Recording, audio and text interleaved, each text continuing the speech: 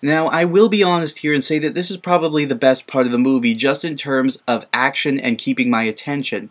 While it did suffer a lot more in translation than the first part did, mostly because of the heaps upon heaps of jokes that were thrown in every other line, and the fact that there are quite a few bizarre editing hiccups.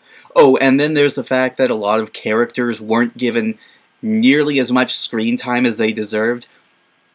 This was actually a pretty good part of the movie.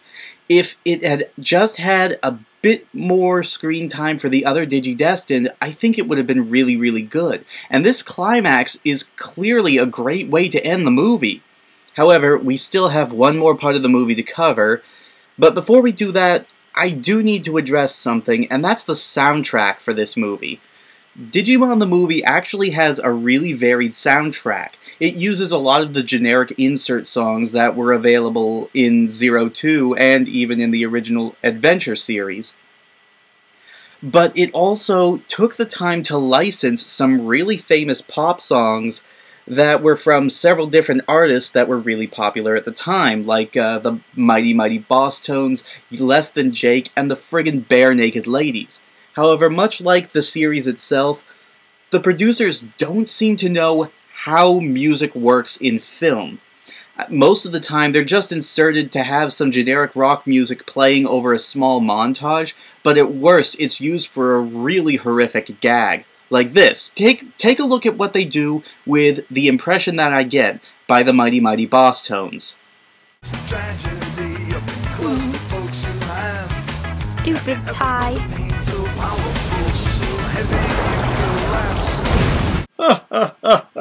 Japan was almost nuked, but it was worth it for such a great joke.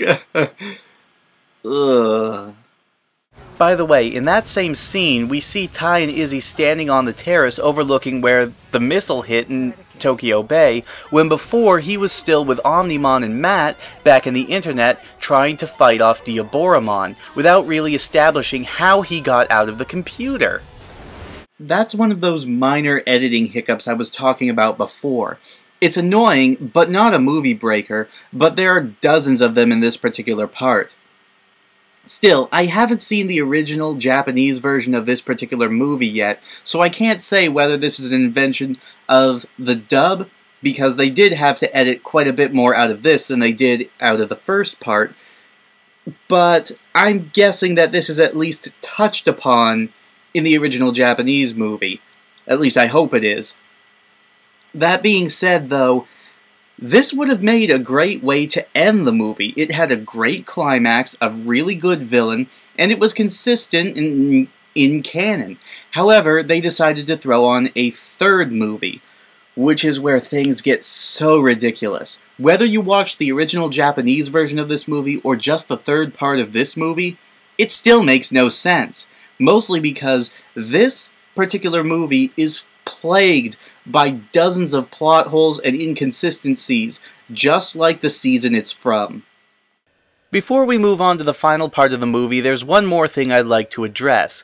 This is Jeff Nimoy, who, along with Bob Buchholz, is well known to the Digimon community as a writer, director, and voice actor for a majority of Digimon's first 2 seasons. He was also the main script writer for Digimon the Movie, and it's worth noting that his original rough cut of the movie was astronomically different than the finished product. So much so that it's actually startling. Jeff's original cut of the script suggested only splicing together the first 2 movies and then selling the third movie as either a video special or a direct-to-video release, which would make sense. The first 2 movies combined only run about an hour in length, and that would mean there wouldn't be as many cuts for time nor very many edits, save to tone down a bit of the violence to make it a bit more acceptable for the younger kiddies. And you wouldn't have to add in any stupid subplots like they had to do for Willis here, because there was nothing they really had to set up between the two. It made a lot more sense. However, when Jeff sent off his original cut of the script, it came back with orders to make heavy revisions to it, forcing him to add in the Willis subplot and to splice in the third movie at the very end. And that leads us into the third part of the movie, taken from the movie And that leads us into the third part of the movie, taken from the movie Hurricane Touchdown, Legend of the Golden Digimentals. Incidentally, at the time that movie was made, it was the longest movie that Toei Animation had ever done, clocking in at about 65 minutes. Unfortunately, for the purposes of this movie, it also means it was the one that suffered the most during editing, because a good deal of time had to be cut for it to fit in with the other two movies. Once again, showing that they shouldn't have combined 3 movies into one. However, that is the least of this movie's problems, though it does make it a bit more unbearable, considering that, while there were minor niggling points in the second part, here it is almost bizarre and difficult to watch some scenes because there are obvious edits that lead out a lot, and I do mean a lot, of detail.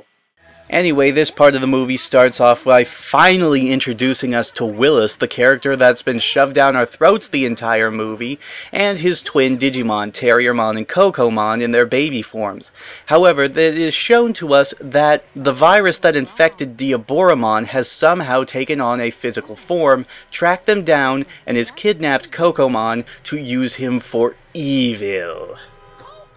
The movie then gives us a brief update on what the older Digidestined have been up to since Adventure ended, and also tells us a little bit about the new generation of Digidestined, including Davis, Yoli, and Cody, the 3 main characters from Adventure 02, who fight alongside Kari and TK.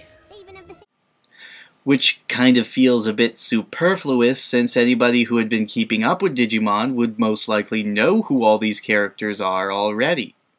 This does bring up a question that's often asked about this particular part of the movie, and that is why the newer Digidestined don't at any point during this movie attempt to contact the older kids and ask advice or ask for their help or something along those lines.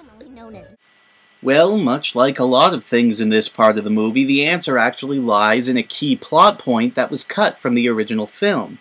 You see, in the original Japanese version, all of the older Digidestins were actually captured by Cocomon, the main villain of this part of the movie. The reason being is because they all had Digivices, and Cocomon was looking for Willis, a Digidestined who has, of course, a Digivice.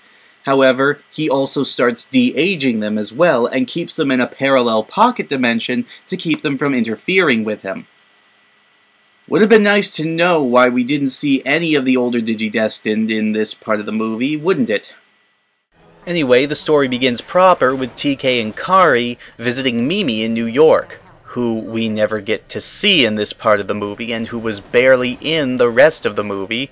Anyway, they come across Willis and his Digimon Terriermon fighting off the virus-infected Cocomon. After witnessing what I have to admit is a pretty cool battle, they see Cocomon vanish, and Willis then runs away from them, saying not to follow them or they will be attacked by Cocomon as well. Kari says that he needs help and that they have to help in any way, so they contact the other Digidestins and convince them to start calling to Colorado. After contacting the new Digidestined, Kari and TK try to hitch a ride on a train to Colorado, but are unfortunately intercepted by 2001: A Space Odyssey. Nah, just kidding, it's actually Cocomon, who appears and tells them vaguely to not interfere with his work. The virus apparently keeps him from elaborating on this, however, and all he does is stop the train cold in its tracks in an attempt to stop them from getting any closer to Colorado. Oh, and then we get this shot as the train lurches to a stop, lovingly framed so we can see Kari's ass. You know, at this point in time in the Japanese version, she's supposed to be 11 years old, and at the time in the American version, she's 13. Thanks a lot, Japan. Thanks a lot. Ugh. Anyway, the new Digidestins, having hitchhiked their way from one country to the next, using a bunch of Yoli's uncles, who, by the way, were never established at any time during the second season, climb into a pickup truck and just happen through sheer circumstance to find Willis hiding out in there, hitching a ride back to his own home as well. Yeah, yay convenience? Anyway, after that, Davis and Willis are accidentally separated from the others when a truck drives off leaving them behind, leaving them to fight off Kokomon by themselves. Both their Digimon digivolve to protect their humans, and as such, Willis also lets slip a few details about Kokomon that anybody watching this movie up to this point would probably already know, though he doesn't really divulge the entire sequence of events until later on in the movie. After everyone meets up again, Willis once again tries to split from the group, saying that they'll all be in danger if Kokomon finds them again, and just that he needs to do this on his own. Davis, being the peppy knucklehead that he is, follows him and tries to convince him that he needs their help. Willis then divulges everything that everyone already knew to Davis, telling him about the virus, the Digi-Egg, how he got his Digimon at the exact same time that Kari and Tai had gotten theirs at the other end of the world. After a pep talk from Terriermon and Davis, Willis agrees to let the other Digidestined help him, and this is where it becomes apparent as to one of the major reasons I hate this movie with a passion. The original Digimon series had a very large cast of 8 human characters and the 8 Digimon that were with them. There was something for everyone to relate to, and every character was very three-dimensional and very well developed, and had a great personality that was always fun to watch. However, the movie disappoints because it does not utilize these characters the way that it should. While the second season had a very reduced cast in that it only had really 2 of the returning Digidestins, and none of the original Digidestins really had much of an impact other than being mentors, and the 3 new characters didn't really have much of a personality, they were still fun to watch. But there's a problem with that as well. Now, the first 2 parts of this movie focused extremely exclusively on a very few Digidestins. The first part was pretty much all about Tai and Kari, while the second part at least gave Izzy, Matt, and TK much larger roles. But Joe, Sora, and Mimi barely had any part in this entire movie, which is really disappointing because, again, they were very good characters and had a lot to offer. Now, while that is a very sad and very disappointing fact, I can at least cope with it, given that the movies that were used for those particular parts were very short. The original movie was only 20 minutes long and served as an origin story, and the movie after that was only 40 minutes long, so of course they would have to pick and choose who they focus on.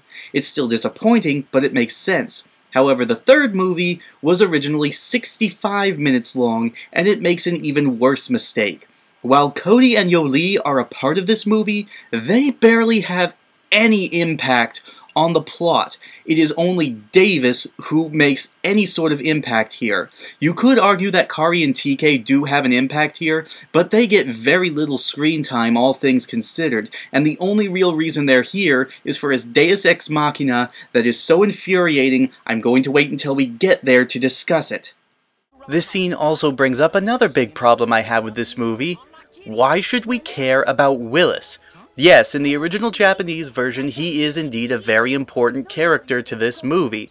And yes, we are told throughout the entirety of this movie that he is also very important. But why should we care about him? He's nothing more than an incidental character that doesn't affect anything in the Digimon universe beyond this movie. This is one of the main problems with using a movie-only character as a driving force for this plot. The other characters didn't need to have their development told to us because they had already had buckets of development within the series itself. Even though Season 2 is often infamous for having very flat characters and a lot of plot holes, its characters were at least very well developed, at least at the start, particularly Davis, and they were still fun to look at. But why should we care about Willis? I say again, he doesn't affect anything outside of the movie he's featured in. He gets nearly no development, and this turnaround where he decides to accept the other's help may have made a great way to establish some sort of character motivation if there had been any build to it. But we barely know anything about him. I don't care about Willis.